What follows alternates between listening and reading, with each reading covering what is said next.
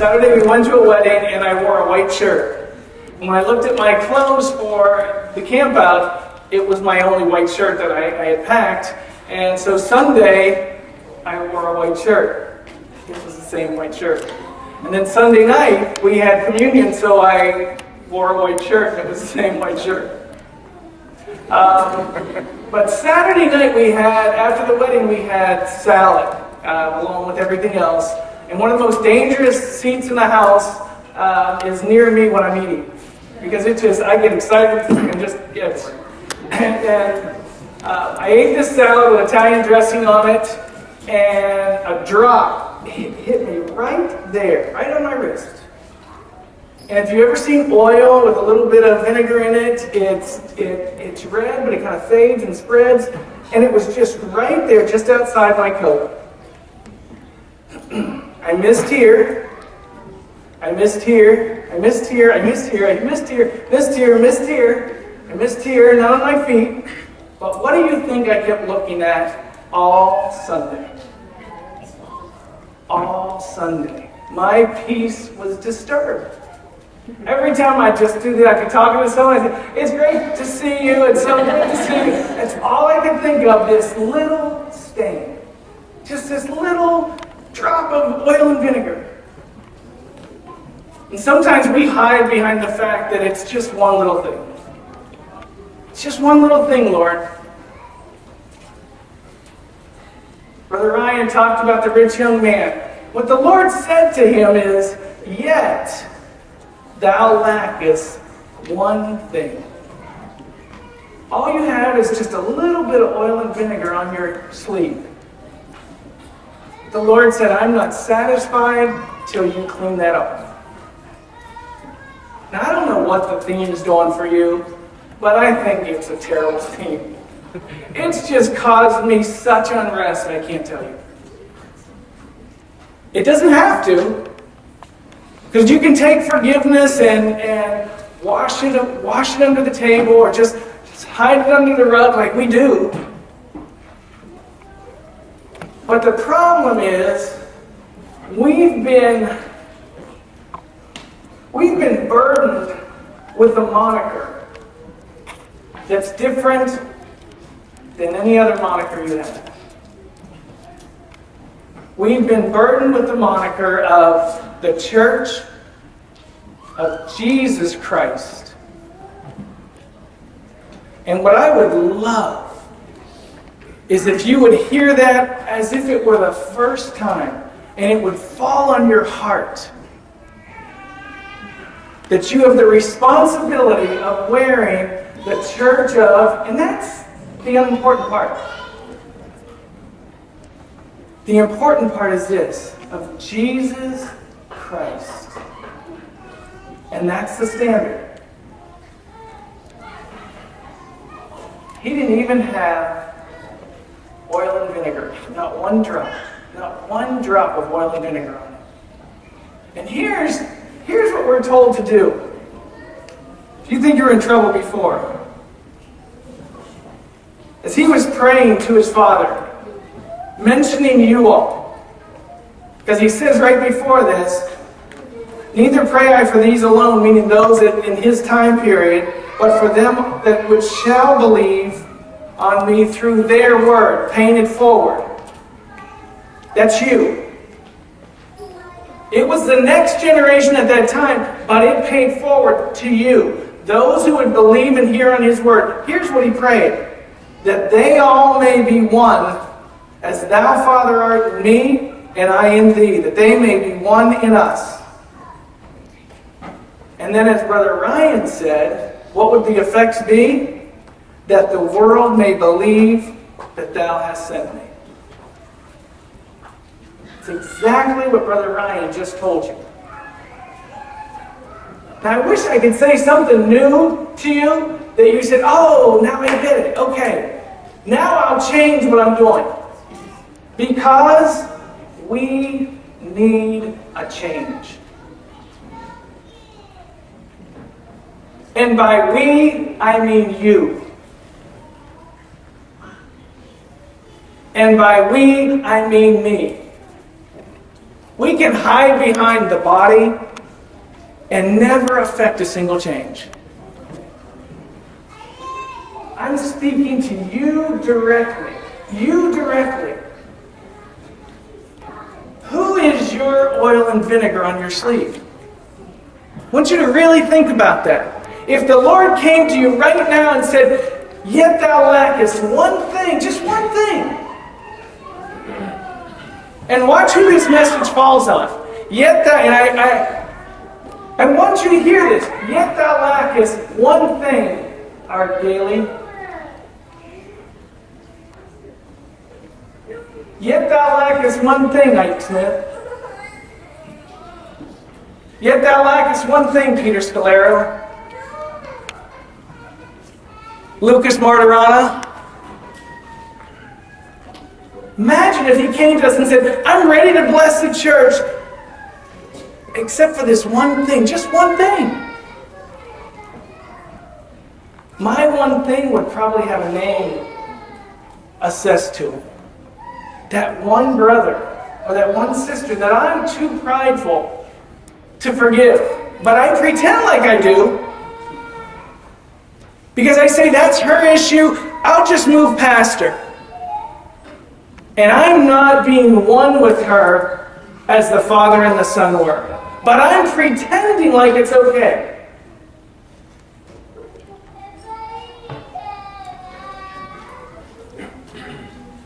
This message is not for anyone else but you. We put all our young people right here. And we say to them, "Come and join us."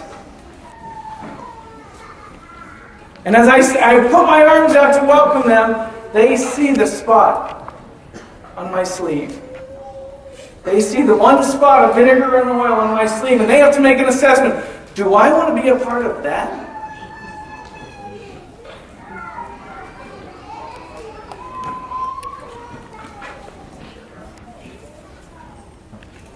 I've had the honor, privilege, I don't know, my vocabulary doesn't serve me well enough, to speak to a couple of you in some one-off conversations that have affected me so deeply.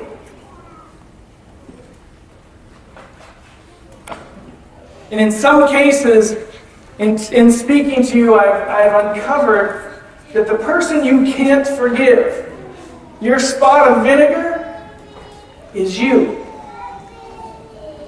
You're carrying a burden in your soul where you're punishing yourself for something you think you've done.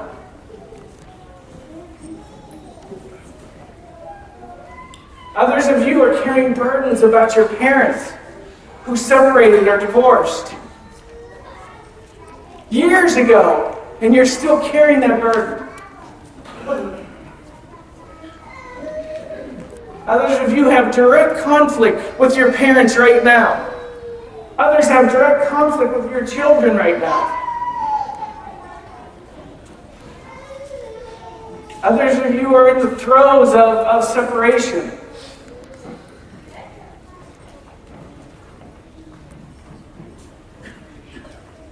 If this is the goal, if this is the standard, if this is the desire of the Son, that we fall under as the church of Jesus Christ, that they may be one, what would be the one tool that the evil one would use to keep us from bursting forward? It would have to be discord. It would have to be. Keep them separated.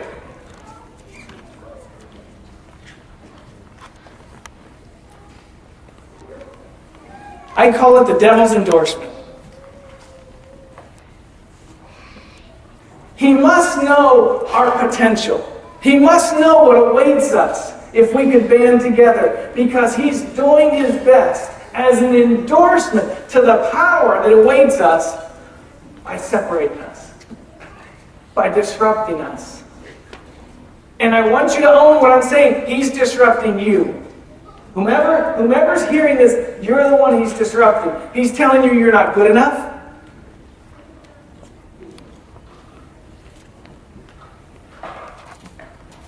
He's telling you you'll never get along with that person. He's telling you it's your fault, that whatever it is you're blaming yourself for, it's your fault. And none of it. It's all filthy untruths.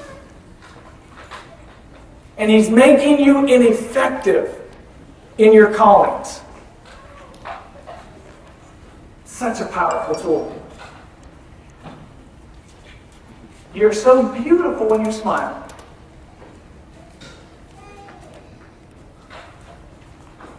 He doesn't want you to smile.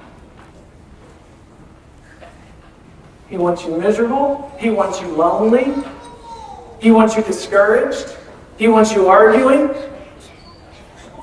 He wants you complacent. He wants you accepting. He wants you denying. He wants you sweeping it under the rug.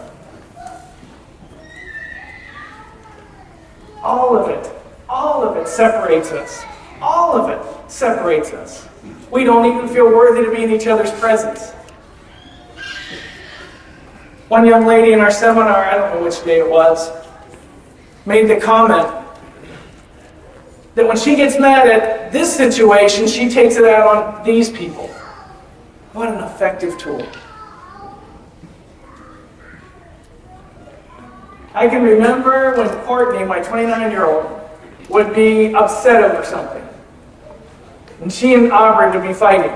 And I'd take Courtney aside, separate the two of them. Take Courtney aside because they've been fighting. I'd say, "What's the matter, Courtney?" "Nothing, Aubrey did this." "No, what's the matter, Courtney?" "Aubrey said this." "Courtney, what's the matter?" "My teacher said today." Now we're getting there.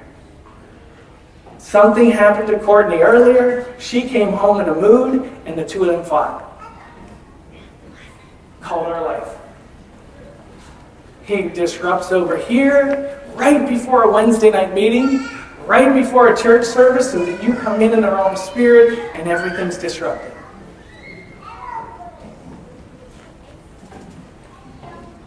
When we got this theme, I don't know where Brother Joe is. Egotist. Brother Joe emailed us this theme, this work he did, just absolutely amazing amount of work that he did and put into this theme. I was just so taken by the work he did in it.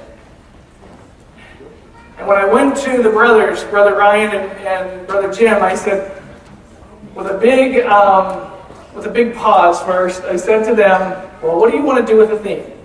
Do you want to take it as is and deliver it day by day as is, or do you want to drill down deeper?"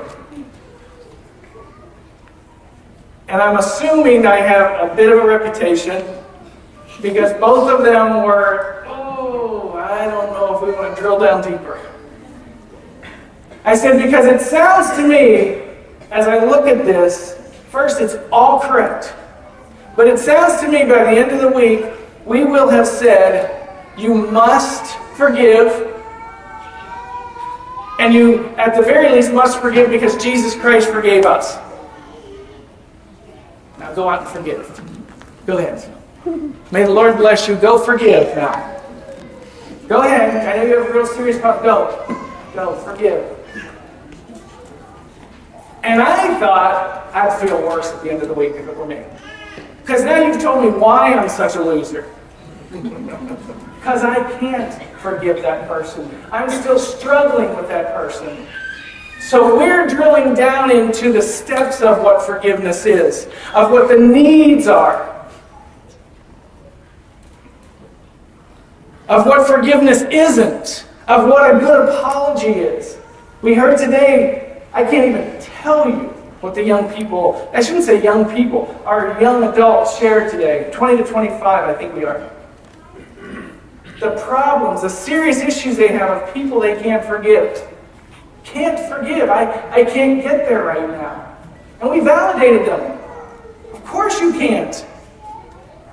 You've given us a list of issues that are serious. We need the Lord Jesus Christ to rescue us. And they would say, I tried apologizing to this one, or I tried to say I'm sorry to this one. I heard a story of a young lady who said, I went to a sister and I said to her, you offended me. And quickly the sister said back, well then I'm sorry. And I asked the sister, were you satisfied with that apology? She said, no. In fact, I'm in worse shape today than before. It wasn't enough for her. She wasn't satisfied. It didn't fill her needs. She didn't even know if it was a valid apology. She hadn't gotten what she needed from the apology. So we're going to talk tomorrow about what an apology is, how to deliver an apology, and what is needed in that, how to deliver what your needs are. We have serious issues in our branches and our missions where people aren't even talking. And it drives me crazy. Here's what's going on. There's a plate that goes through, and you're taking bread, and you're taking bread, and you don't like him, and he's taking bread from the same plate.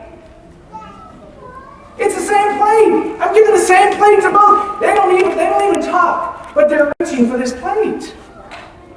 And they've determined that we're never going to get along. So let's just let it go. That's not one, even as I and the Father are. It's not the standard. It's not acceptable. It's what's hurting us.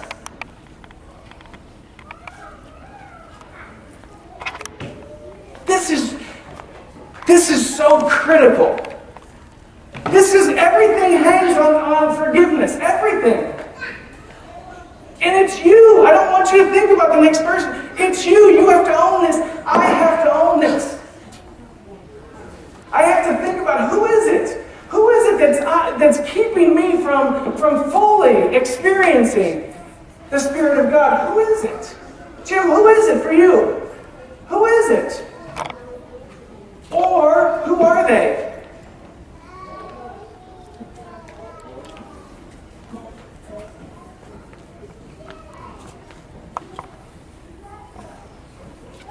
There is not a question in my mind that the Lord comes in and sweeps us clean. Sweeps us clean. Just washes over us. I don't know if you've had the experience of being baptized after you've been baptized. And what I mean by that is when you beg forgiveness and you feel just the washing of the Spirit of God over you, where you feel clean again. I listen to these young people, how many, 30? 35 young people. I just couldn't believe the burdens that these young people were carrying. And if that's what they've accumulated in 20 to 25 years, what have you accumulated in your 50 years, in your 60 years? Aren't you tired? Aren't you tired?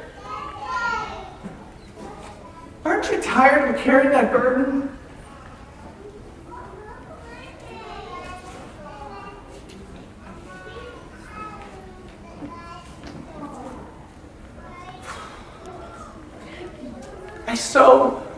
Along with you, I so want the Church of Jesus Christ to go forward. I so want these young people to embrace the church and say, I want what they have, but I want what I have to be something that they want.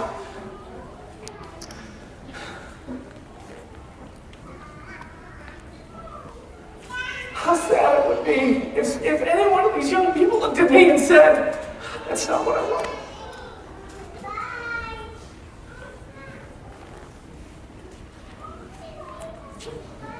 What he promises, more than anything else, is he promises peace.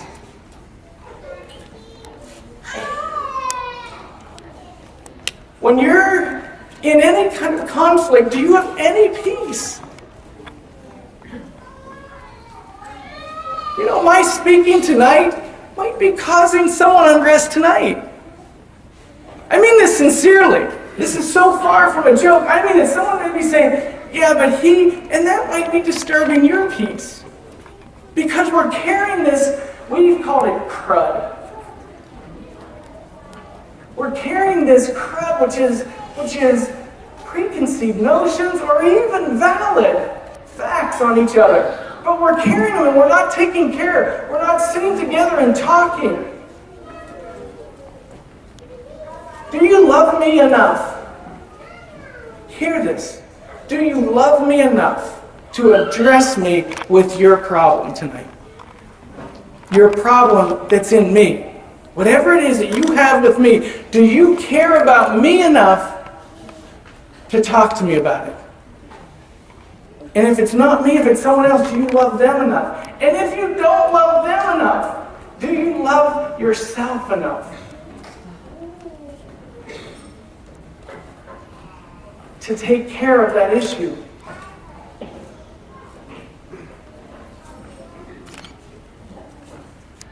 But if you think everything's fine, then just leave it as it is. If you're satisfied and you think everything's in good order in your life, in your spiritual life, with your brothers and sisters, leave it alone. But if it's not, shame on all of us. Because we're walking this earth today. We are carrying the name, the Church of Jesus Christ, everywhere we go. Everywhere we go, I am a member of the Church of Jesus Christ. Everywhere I go, I'm a member of the Church of Jesus Christ. And if there's anyone who disconnects with me or is offended with me, shame on me.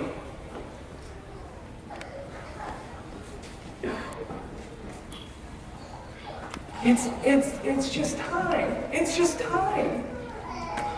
It's time.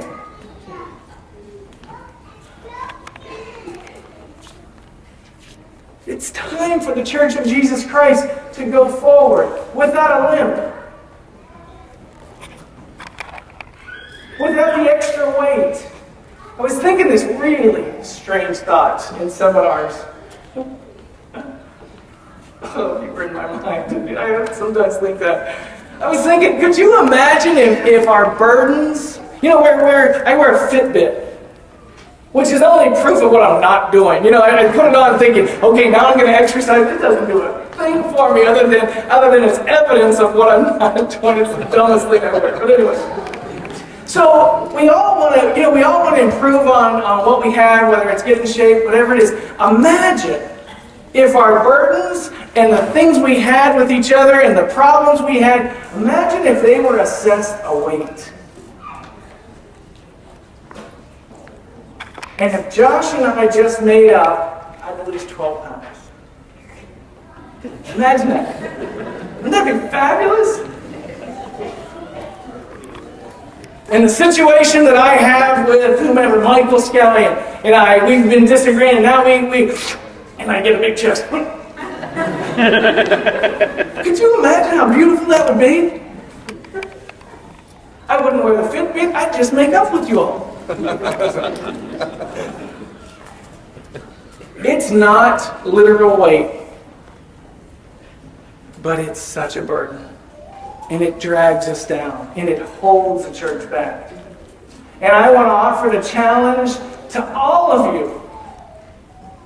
You who are the most courageous, who are at least courageous, to take the responsibility of this message on. First me. Because I have my issues with some of you as well. I do.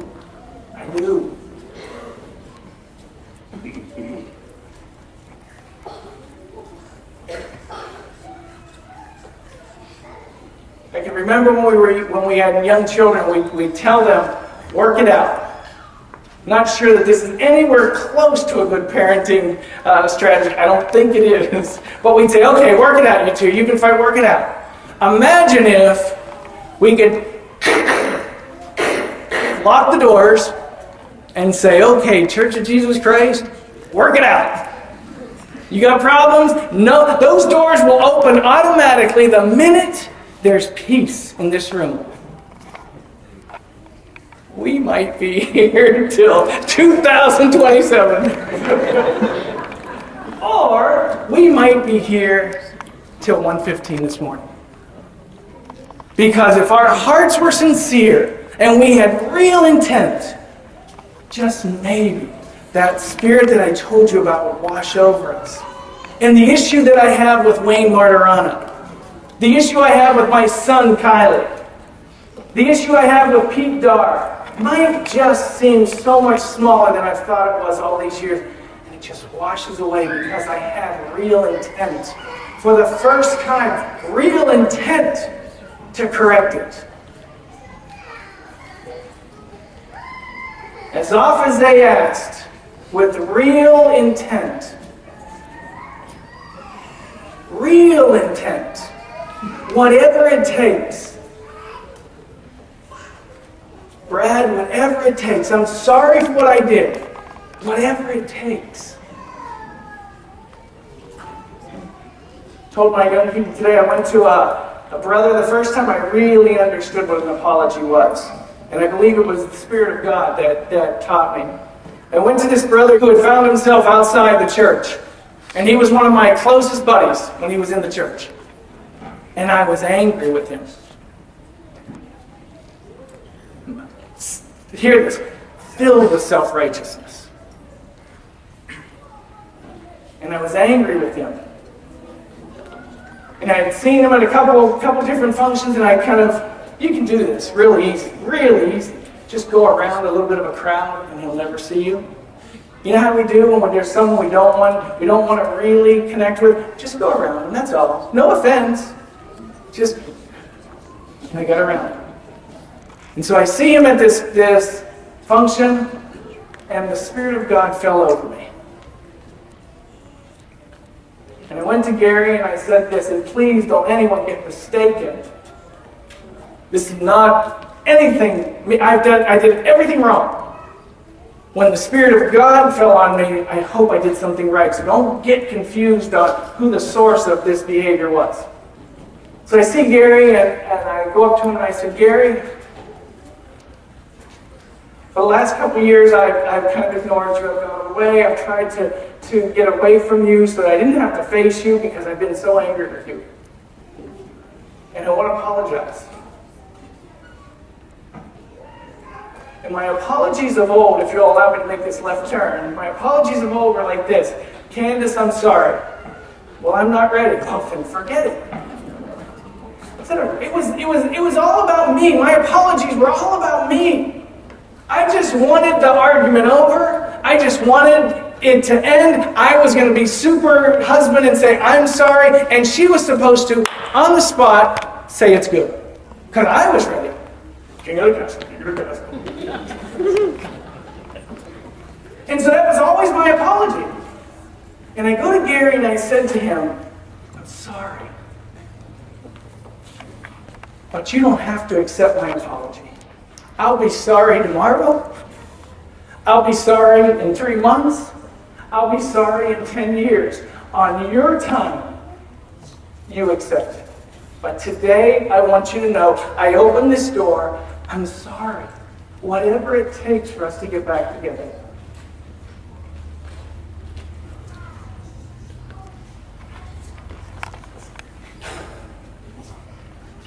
It's time. It's time we make amends. It's time that we connect. It's time that we reach across the rostrum up front and say, brother, it's time to work side by side. Not as a facade, but as a real union. That we might be one, even as the Father and the Son were. It's time, and it's going to be risky. Because you're going to go to someone saying, I'm sorry, and they're going to say, I don't care, I'm still mad. It's time. We're going to say, I'm sorry, and they're going to say, oh, you're ready to talk through this? Because I've got some things to share with you. Are you courageous enough to do that? It's time. It's time for the Church of Jesus Christ to make claim to the promises that await us. And they can't come if we're not side by side together. It can't. He'll dribble, sprinkle, blessing.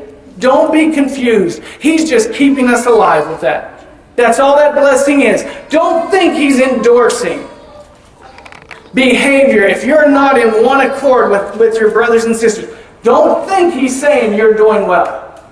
He's saying in spite of that, I want to keep you alive.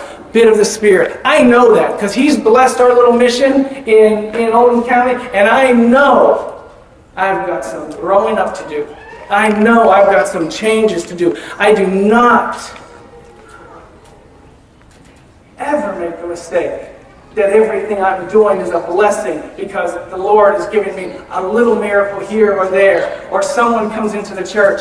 It's time that we clean it up.